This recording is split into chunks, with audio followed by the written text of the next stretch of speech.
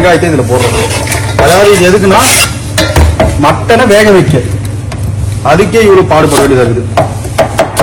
ஏன் மட்டனை வேக வைக்கிறதுக்கு வெங்காயம் எல்லாம் போடுறோம்னா அப்பதான் மட்டன் இந்த வெங்காயம் பாயில் பண்றப்ப வெங்காயம் மெல்ட் ஆகி அந்த மட்டன் உள்ள டேஸ்ட் இறங்கும். அந்த தண்ணி உள்ள அதுக்குள்ள டேஸ்ட் இறங்குறதுலேயே அந்த வாய்க்குள்ள போன் இறங்க போல இருக்கு.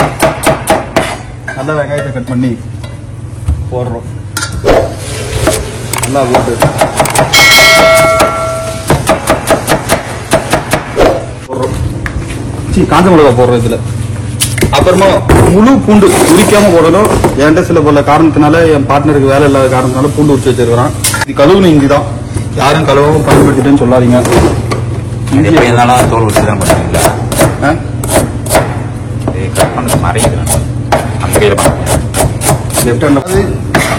இஞ்சியை எல்லாரும் தோல் உரிச்சு பண்ணுவாங்க. நான் ஏன் உரிக்காம இருக்கிறேன்னா அதுல அந்த எதிர்ப்பு சக்தி இருக்குது. அப்படியே செருகுது.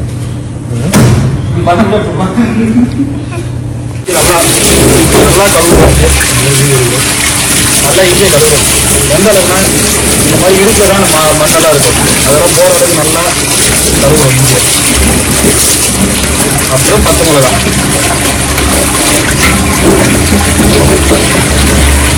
என்னடா கிச்சன் இது எடுத்துக்கிட்டீங்கன்னா இது ஒரு பொருத்தளமான கிச்சன். இப்போ நான் அட்ஜஸ்ட் பண்ணிட்டு இருக்கிற மாதிரி தான் இருக்கும்.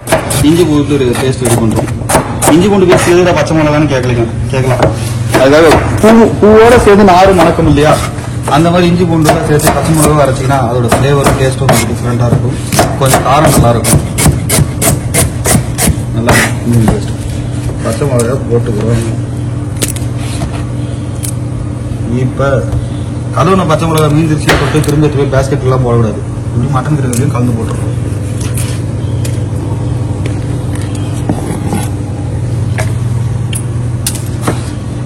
இதையும் போட்டுருவோம்.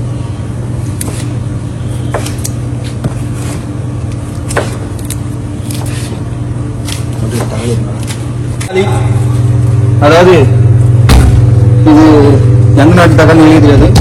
ஏன்னா நாங்கள் சாப்பிட்றது எல்லாமே இன்டர்நேஷனல் ஃபுட். இது மேபி துருக்கியா இருக்கலாம், சத்தியமா ஈராக் கிடையாது, ஈரானா கூட இருக்கலாம். தக்காளியை நல்லா எடுத்துக்கிறோம்.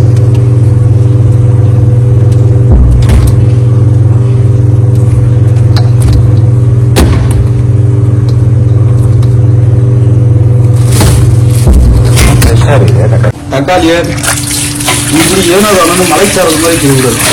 நல்லா குழந்தை உள்ள போடுற மாதிரி வெட்டினாலும் வெங்காயம் கழுவி அதனால அதை விட்டு தக்காளி எடுத்துனா திட்டு தேய்க்கிறோம். ஏன்னா மண்ணி வெட்டிடும். நல்லா கழுவி தக்காளியை அவங்க ரொம்ப இருந்தா ஒரு 10 தக்காளி தான் போடும். இது அப்புறமா வந்து மண் எடுத்தா இது நல்லா தேய்ச்சி கிராம் பூண்டுக்கு 50 கிராம் இஞ்சின்ற ரேஷியோ தான். இஞ்சி பூண்டு பேசினதே அதுதான் ரேஷியோ. இது அப்படியே ஓரமா வச்சுட்டு அது தக்காளி எடுத்து ஒரு கத்தி லைட்டா கீறிவிடும். பார்த்து வரங்க இப்படி 4 கட் பண்றோம். இது ஏன்னா ஸ்லைஸ் பண்ணிட்டு இதை 4 கட் பண்றோம்னு நீங்க கேட்கலாம். அதுதான் ஏன் எதுக்குன்னு எல்லாம் கேட்கக்கூடாது. அதுதான் சுவையே. நீங்க கேட்டாலும் என்கிட்ட பதில் கிடையாது. அதுவும் ஒரு சுவையே. நல்லா போட்டு தக்காளியை போட்டுரும். போட்ட பிறகு நல்லா மிளகாய் தூள் தேவையான அளவு. நல்லா காரம் ஜாலியெல்லாம் இருக்கக்கூடாதுன்னா அப்படியே முதல்ல போட்டு போயிட்டே இருக்கணும். அப்புறமா மஞ்சத்தூள். அடி மஞ்சா காட்டு மைனா என்ன கொஞ்சம் கொஞ்சம் போகணும் அந்த பாட்டை போட்டு மஞ்சள் தூள் போடுறோம். மல்லிகையே அந்த பாட்டு போடுறோம். அந்த பாட்டு கொஞ்சம் போடுறோம். போட்ட பிறகு அப்புறமா நம்ம ஊர்ல இருந்து போன கரம் மசாலா பிளட்டி ஃபுல்ஸ் சாப்பிட்றது கஷ்டப்பட்டு பவுடர் அரைச்சி வச்சிருப்பாங்க. அதையும் கொஞ்சம் போட்டுக்கிறோம்.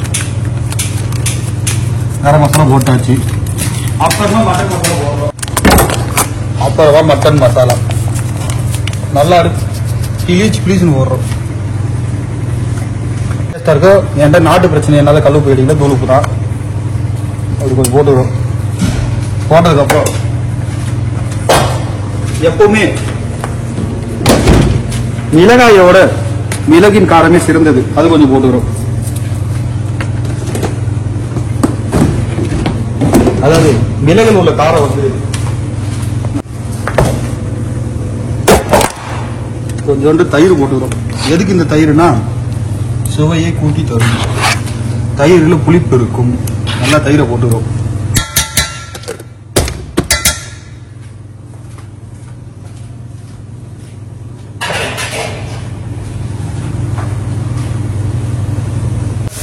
அதாவது கரம் மசாலா, பட்டை, லவங்கம், ஏலக்காய், அப்புறமா கொஞ்சம் மிளகு, அப்புறமா அந்த காரனீஸ் எல்லாம் போட்டு ஒரு 10 கிராம் போட்டுக்கிறோம். காரனீஸ் 2 கூட வரும். இது பிளாக் கடமன் போட்டுக்கிறோம்.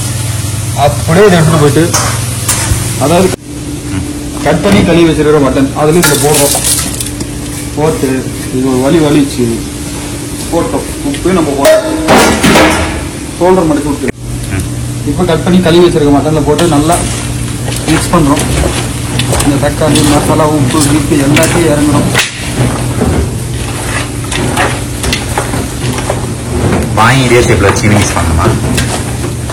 இல்ல, அதாவது கொஞ்சம் மிக்ஸ் பண்றது கொஞ்சம் டஃபா இருக்கிறதுனால வாங்கி கொஞ்சம் டைட் பண்ணிக்கிறேன், வேற ஒன்றும் இல்லை. நல்லா போட்டு மிக்ஸ் பண்ணி உங்களுக்கு நல்லா ரெட் கலர்ல மட்டன் கிரேவி வேணும்னா மஞ்சள் தூளை கம்மியாக போடணும். நல்லா உங்களுக்கு மஞ்சள் கலர்லயும் கலர்ஃபுல்லாக இருக்குன்னா கொஞ்சம் மஞ்சளை போடுறோம். நல்லா போட்டு மிக்ஸ் பண்றோம். முக்கியமான விஷயம், நீங்க கோவத்தெல்லாம் காட்டக்கூடாது. எலும்பு குத்தி அது நம்ம மேல கோவப்படுறோம். நல்லா போட்டு மிக்ஸ் பண்றது. இஞ்சி பூண்டு பேஸ்ட் கொஞ்சம். இது என்னென்ன அளவுன்னு அப்புறமா சொல்றேன், ஏன்னா அது எனக்கே தெரியாது. நல்லா கொஞ்சமா தான் போடுறோம். ஏன்னா இது இப்ப நம்ம போட்டுக்கிற மசாலா எல்லாமே அதாவது இந்த கறிக்குள்ள வேக வைக்கிறப்ப இறங்க வேண்டியதுதான். ஏன் இந்த அளவுக்கு மசாலா போடுறோம்னா இந்தாலே ஊறணும், அப்பதான் சுவை நல்லா இருக்கும். எவ்வளவு கீழே ஊறுதோ அந்த அளவுக்கு நல்லா இருக்கும்.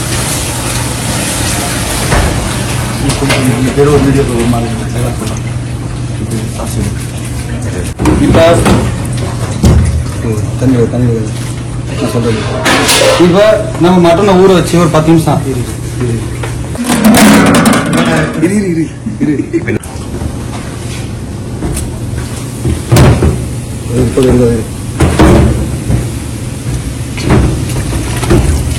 அதாவது ஊறிடும்.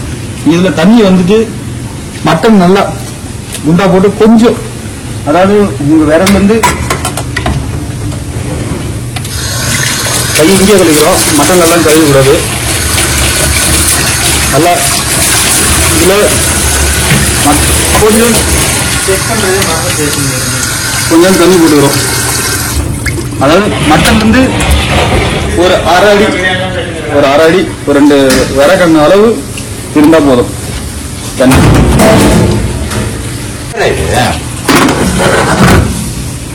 நல்லா நம் கிரேக்கத்தில் இருக்கும் சக்தியை சக்திமான் அது போட்டு சொல்லி நம்ம பிரஷரெல்லாம் கொடுத்து நல்லா ட்ரை பண்றோம். நல்லா டைட் பண்றோம்.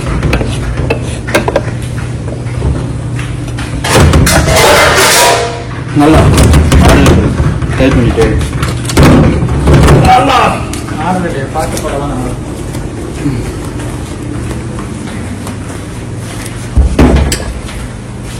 இப்போ ஒரு டைலாக் வச்சிருக்கேன், அதை மட்டும் கேட்கும்.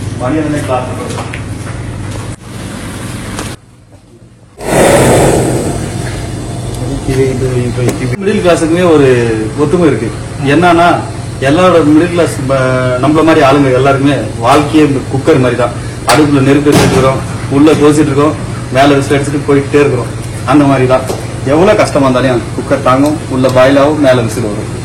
அந்த மாதிரி ரிப்பீட் எவ்வளவு விசில் அடிச்சு நானே மரபாலம் பண்ணி ஏதோ ஓட்டுக்கிறேன். திரும்ப கேட்டாங்க எனக்கு தெரியாது. அதாவது நம்ம வாழ்க்கைன்றது ஒரு செஃப்போட வாழ்க்கை ஒரு குக்கர் மாதிரிங்க.